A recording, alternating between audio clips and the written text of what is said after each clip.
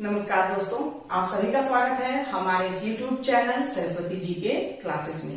आज की इस क्लास में हम जानेंगे झारखंड के विभूति के क्रम में जयपाल सिंह मुंडा जी के बारे में। जयपाल सिंह मुंडा जिनका जन्म झारखंड के खूंटी जिले के टकरा गांव में 3 जनवरी 1903 ईस्वी को हुआ था। तो समय था 3 जनवरी 1903 का और जगह थी खूंटी के टकरा गांव। इनके बचपन का नाम था विनंद पाहन। बचपन का नाम था इनका Vinand Pahan. Exam point of view से इंपॉर्टेंट है, यहाँ से क्वेश्चन पूछा जा सकता है। फिर ईसाई बनने पर इनका नाम हो जाता है ईश्वर दास। ये उच्च शिक्षा प्राप्त करने हेतु इन्होंने ईसाई धर्म को स्वीकार कर लिया था और उस समय इनका नाम जो है हो जाता है ईश्वर दास। ऐसा बुक्स में दिया हुआ है, नाम से तो ऐसा समझ में नहीं आता, ऐसा प्रतीत नहीं होता है कि ये ईसाई नाम है, लेकिन बुक्स में ये दिया हुआ है कि जब ईसाई बनते हैं तो इनका नाम हो जाता है ईश्वर दास। फिर जयपाल सिंह इनका नाम कैसे होता है, तो खूंटी के पुरोहित थे जिनका नाम था जयपाल मिश्र और इसी जयपाल मिश्र पुरोहित ने अपना नाम जो है इनको दिया था और तब से इनका नाम हो जाता है जयपाल सिंह। और चूंकि ये मुंडा परिवार में इनका जन्म हुआ था तो इनके नाम के साथ जुड़ जाता है मुंडा शब्द और इस तरह से ये हो जाते हैं जयपाल सिंह मुंडा।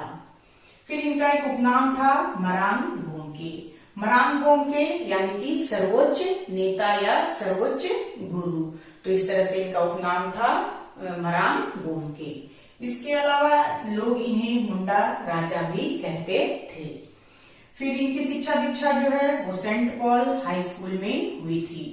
ये रांची का हाई स्कूल है, सेंट पॉल हाई स्कूल, जहां इनकी शिक्षा दीक्षा हुई थी। और यहीं के हेडमास्टर थे केनन कोसग्रेव, जिन्होंने इनकी कुशाग्र बुद्धि विलक्षण प्रतिभा से प्रभावित होकर इनको लंदन भेज दिया था और वहां पर इन्होंने ऑक्सफोर्ड यूनिवर्सिटी से 1922 ईस्वी में एमए की डिग्री जो है वो पूरी की थी। तो ऐसा पूछा जा सकता है कि जयपाल सिंह मुंडा ने अपने एमए की डिग्री किस यूनिवर्सिटी से कंप्लीट की थी, तो ये था लंदन का ऑक्सफोर्ड यूनिवर्सिटी, जहां से इन्होंने एमए की डिग्री प्राप्त की थी।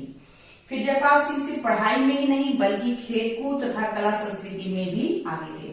अब क्या है कि जयपाल सिंह मुंडा सिर्फ पढ़ाई में ही अव्वल नहीं थे, इसके अलावा वे खेल में भी इनकी काफी गहरी रुचि थी, साथ ही कला संस्कृति में भी ये काफी आगे थे।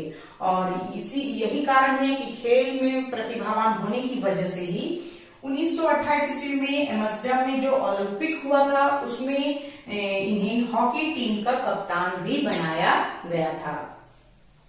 फिर भारत को ओलंपिक हॉकी में पहला स्वर्ण पदक इसी टीम ने दिलाया था और जिस वर्ष इन्हें ओलंपिक में कप्तान हॉकी टीम का कप्तान बनाया गया था उसी समय भारत को ओलंपिक में पहला स्वर्ण पदक इस टीम ने दिलाया था। ये बहुत ही गर्व की बात है हमारे झारखंड के लिए भी। फिर 1931 ईस्वी में इन्होंने तारा मजुमदार, जो कि भारतीय राष्ट्रीय कांग्रेस के प्रथम अध्यक्ष व्योमेश चंद्र बनर्जी की पुत्री थी, से इनका विवाह होता है 1931 ईस्वी में। कहीं कहीं तारा मजुमदार का नाम जो है वो तारा मनी मजुमदार भी लिखा रहता है। तो ये इनकी दोस्ती जो है वो पढ़ाई के दौरान हुई थी। इंग्लैंड में इन दोनों की पढ़ाई पूरी हुई और वहां से इनकी दोस्ती जो है वो विवाह में बदल गया। फिर हर क्षेत्र में इनकी प्रतिभा ने इन्हें एक विशिष्ट व्यक्ति बना दिया, क्योंकि ये हर क्षेत्र में प्रतिभावान थे, जिसकी वजह से ये लोगों में बहुत लोकप्रिय थे, अपने क्षेत्र में भी लोकप्रिय थे और जहां जाते थे लोग इनके चाहने वाले हो जाते थे। तो इस तरह से इनकी प्रतिभा के कारण ये एक विशिष्ट व्यक्ति बन गए थे। इन्होंने बीकानेर रियासत के मंत्री के रूप में भी कार्य किया। अब क्या है कि जब ये इंडिया वापस आते हैं तो यहाँ पे बीकानेर रियासत के मंत्री के रूप में भी इन्होंने अपना कार्यभार संभाला था। 1939 ईस्वी में इन्होंने आदिवासी महासभा के गठन में सहयोग दिया था। अब क्या है, यहाँ पर जब बिहार से पृथक झारखंड राज्य की मांग को लेकर यहाँ के नेता जो हैं वो एक पार्टी का गठन चाहते थे और उसी समय ये जो जयपाल सिंह मुंडा है वो उनको मिलते हैं एक नेतृत्वकर्ता के रूप में और इन्होंने ही आदिवासी महासभा के गठन में अपना महत्वपूर्ण सहयोग दिया था यहाँ के नेताओं को 1939 ईस्वी में। फिर 1 जनवरी 1950 ईस्वी को पृथक झारखंड राज्य की मांग को लेकर झारखंड पार्टी का गठन किया गया।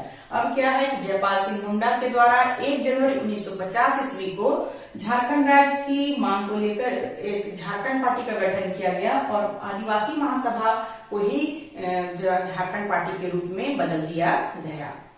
फिर 1952 और 1957 के आम चुनाव में इस पार्टी को अप्रत्याशित सफलता मिलती है और बिहार विधानसभा में मुख्य विपक्षी दल बनकर ये जो झारखंड पार्टी है वो उभर कर सामने आती है। यानी 1952 और 1957 में जो आम चुनाव होते हैं उसमें जयपाल सिंह मुंडा की लोकप्रियता की वजह से ही अपने क्षेत्र में बहुत ज्यादा फेमस थे और इनकी लोकप्रियता की वजह से ही झारखंड पार्टी को अप्रत्याशित सफलता हासिल होती है। और इस तरह से जो झारखंड पार्टी है वो बिहार विधानसभा में विपक्षी दल बनकर उभर कर सामने आती है।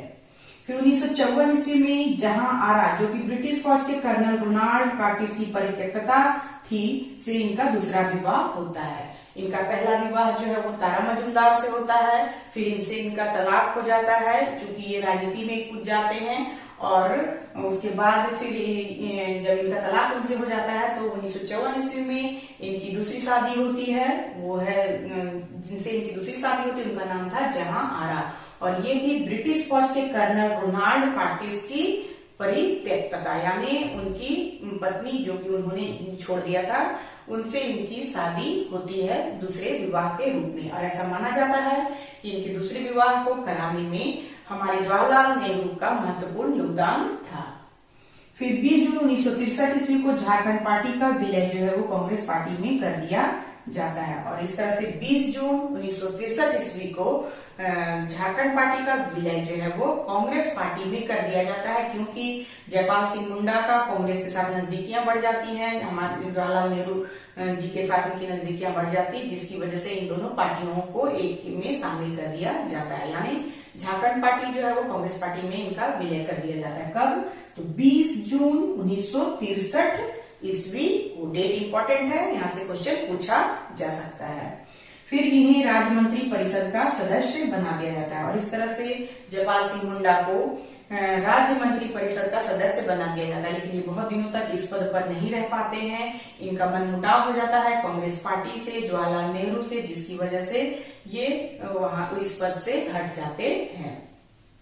फिर 20 मार्च 1970 को नई दिल्ली में जयपाल सिंह का प्रमस्तिष्कीय रक्तस्राव के कारण निधन हो जाता है और इस तरह से जब इनका मनमुटाव हो जाता है, अनबन हो जाता है कांग्रेस पार्टी जवाहरलाल नेहरू से, ये उस पार्टी को छोड़ के फिर झारखंड पार्टी में आ जाते हैं और इनके मन मस्तिष्क में चिंताएं चलने लगती हैं, जिसकी वजह से 20 मार्च 1970 ईस्वी को नई दिल्ली में जयपाल सिंह मुंडा का जो है ब्रेन हेमरेज होने की वजह से निधन हो जाता है। इसके साथ एक और इम्पोर्टेंट पॉइंट है कि क्वेश्चन पूछा जाता है कि जो जयपाल सिंह मुंडा है उनके सांस्कृतिक गुरु कौन थे। तो जो जयपाल सिंह मुंडा है उनके सांस्कृतिक गुरु थे सुकरा पाहन। इंपॉर्टेंट है, पहले एग्जाम में क्वेश्चन पूछे गए हैं, आगे भी पूछे जाने की संभावना है। तो इनके सांस्कृतिक गुरु थे सुकरा पाहन। तो ये थी कुछ महत्वपूर्ण जानकारियां जयपाल सिंह मुंडा के बारे में जो एग्जाम पॉइंट ऑफ व्यू से इम्पोर्टेंट है और आने वाले एग्जाम्स में यहाँ से क्वेश्चन पूछे जाने की संभावना है। आज के लिए बस इतना ही। नेक्स्ट वीडियो में हम फिर नेक्स्ट टॉपिक के साथ मिलेंगे। तब तक के लिए धन्यवाद। जय हिंद, वंदे मातरम।